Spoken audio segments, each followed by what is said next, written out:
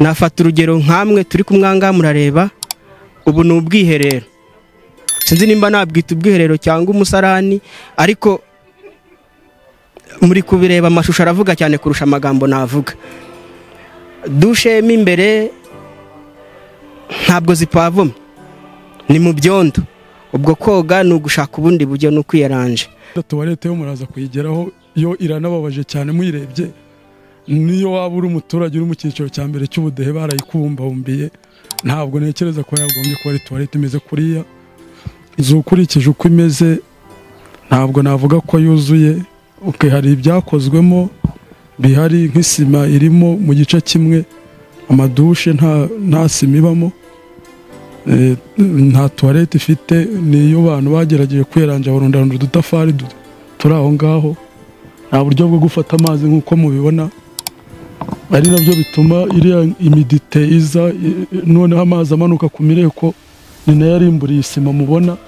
Nta gikoni gihari, ngira ngo mu bigaragara n'ibyo ngibyo. Ibindi n'umuriro bariyaranje bashyiramo ko bari bashoboye, nta mazi n'ubundi ahari nk'uko mubibona. Ngira ngo byinshi wenda no mu nzu muraza kwinjiramo murebe, hari ahantu yagiye ihomoka, niba ari imiditi bitera cyangwa se niba ari kwa kundi wenda umucanga ushobora kuba warabaye mwinshi ukaganza isima ntawamenya, ariko ubona hasi ko biriduka mu byumba nyine hagiye hatameze neza, bigenda biriduka.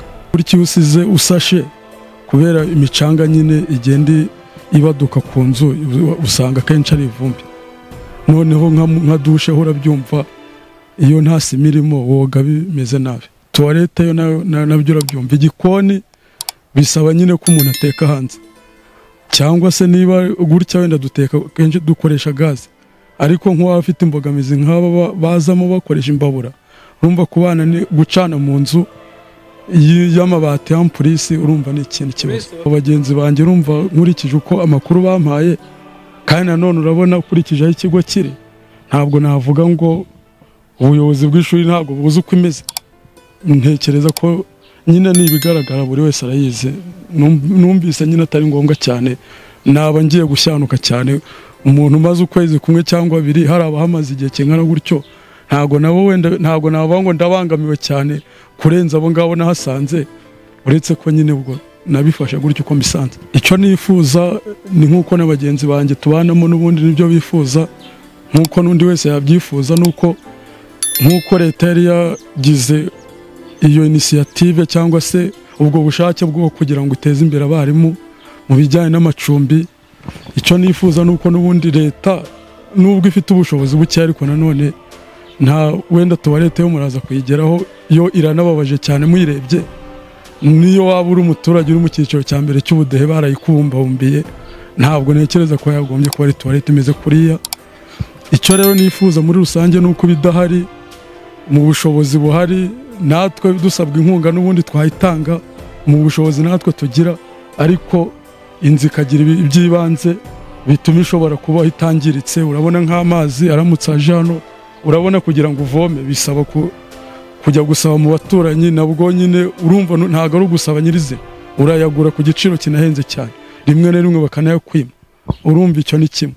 Umuriro nawo ukurikije ukuntu nabwo amakuru mfite, wenda abandi muraza kubabaza, nuko bagerageje kwiyaranja, barimo nyine bariyaranje uko bishoboka, ariko nanone yarentere buteri bubona niba araranjwe mikozwe, ushobora kuzimya itara cyangwa waricana entere buteri ikagwa, n'amapurize na hariya nko muri salo muraza kwinjiramo murareba, urumva hari ibintu byinshi biburamo. Biramutse bikozwe rero byaba byiza, wenda n'abazadusimbura, kuko ubu uri ahangaha ejo ukajya ahandi. Ni igikorwa remezo cya leta gifitiye akamaro twebwe n'abazaza bandi. Biroroshye ko mu bushake n'ubushobozi bukeya wenda leta ifite babikora bagasana ibitariho bikajyaho. Nkuko muri kureba nta buryo bwo gufata amazi buriho, ari byo nkeka yuko byanatumye habaho ikibazo cy'ubukonje cya imidite. Inzu igenda ihongoka bihomoka imbere ndetse na hano inyuma nk'uko birimo biragaragara. Ikindi n'isakaro ryayo ntirikoze neza, kuko harimo ibice bimwe na bimwe biva iyo imvura iguye, ugasanga hari ibikoresho bimwe na bimwe wasizemo ugasanga byangiritse. Urebye kuri plafo wahita ubibona, hari aho plafo yagiye ipfa bitewe nuko imvura iva. Abarimu dukora uburezi bwa buri munsi ndetse tuba muri iyi nzu bitugiraho ingaruka cyane. Urugero, nkuko umuntu ashobora kujya ku ishuri, bikunze no kutubaho ukaza ugasanga ibyo wasize mu nzu nimba imvura yaguye byatose, byangiritse. Ku nkuta hagenda hatenguka ugasanga nabyo byahomotse, byagwiriye ibikoresho. Koga byo murumva nyine no gushaka ibindi umuntu ahagarara yuko harimo ibyondo, ndetse ku buryo haba hari n'impungenge nk'iyi imvura iguye umwarimu ari mu ishuri avuga ati nerese ubwo hari icyo ndasanga, ku buryo sinzi nimba mwadukorera ubuvugizi kuko igasanwa kuko iteye ikibazo. Inzego z'igihugu cyacu ndazizi uburyo bakora ibintu neza, ntekereza ko n'ibibazo biri kuri iyi nzahari atari bo babite, atari bo babatumye, ahubwo ikibazo gishobora kuba kiri ku batekinisiye babikoze, cyangwa se niko mu bigaragara ntabwo umuntu yareka kuvuga yuko umucanga waganjije isima. Nta sima irimo, ni umucanga gusa, nta buryo bwo gufata amazi buhari, ndetse urebye ibindi bikenerwa ku nzu, igikoni, ubwiherero ndetse n'amazi yo gukoresha nk'uko ku zindi nzu hari aho twagiye dusura abarimu bagenzi bacu baba muri izi nzu za leta, tukabona ukuntu bimeze, birahabanye ku buryo umuntu uvuye ku yindi nyubako n'ubundi nk'iyi ngiyi iyo ageze hano yibaza nimba ari leta y'u Rwanda yayubakishije cyangwa se ariyo mu kindi gihugu, niko nabivuga hari. Mu by'ukuri iyi nzu ya mwarimu twashimye leta kuba yaratwubakiye amacumbi adufasha mu buryo bw'imibereho, kugira ngo yenda umuntu mu gihe aje mu kazi aturutse nka kure ntabe yakwirukanka ashaka icumbi. Niyo mpamvu leta yashyizeho iyi nzu ya mwarimu kugira ngo ifashe uwo ari we wese uje mu kazi, by'umwihariko umwarimu. Ariko mu magambo makeya, iyi nzu urebye hari ibintu byinshi biburamo. Icya mbere, tuwarete ntabwo zuzuye neza, muri make ntabwo zikoze. Icya kabiri, mu nzu hagiye hasenyuka nko hasi, sima basa nk'abatarabikoze neza, mbese birahangitse muri makeya. Ikindi cya gatatu ni ikibazo cy'umuriro.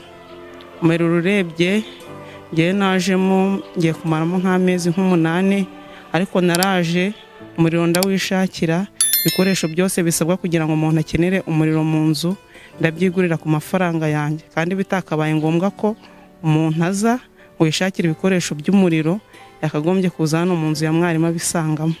Ikindi kandi naraje nsanga nta maserire arimo, ubwo n'amaserire byose ndabyikorera ndabyishakira. Ikindi urebye no hanze hari imbere hari ahantu hasa nk'ahatebeye harimo kumanuka, umuntu afite n'impungenge anaryamye ko umunsi umwe ushobora no kumanuka ugasanga ahuye n'impanuka. Ikindi kandi hari ikibazo cya dushe zirasa nabi, mbese ntago zikoze habe namba. Rimwe na rimwe haba igihe umuntu agiye gukoresha dushe, kubera ko haba hajemo ibintu by'ibisimba biturutse hanze byakuruwe n'imvura, kubera ko hasi hari umucucu mwinshi. Ibyo bisimba umuntu abanza yarwana nabyo, akabanza yakorera isuku kugira ngo hase neza, abone ahantu akandagira ari gukaraba.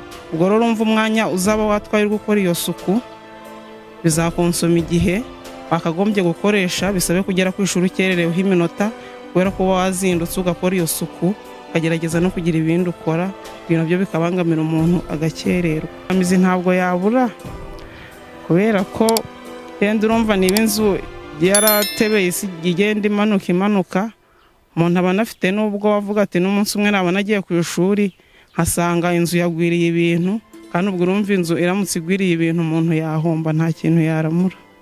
Icyo nasaba, nk'uko ubuyobozi bwatekereje neza kubaka iri cumbi, bwagerageza mu bushobozi bwaba buhari bakavugurura, bakaza bakatureba nkatwe duhari, tukabereka ibibura n'ibyo dukeneye.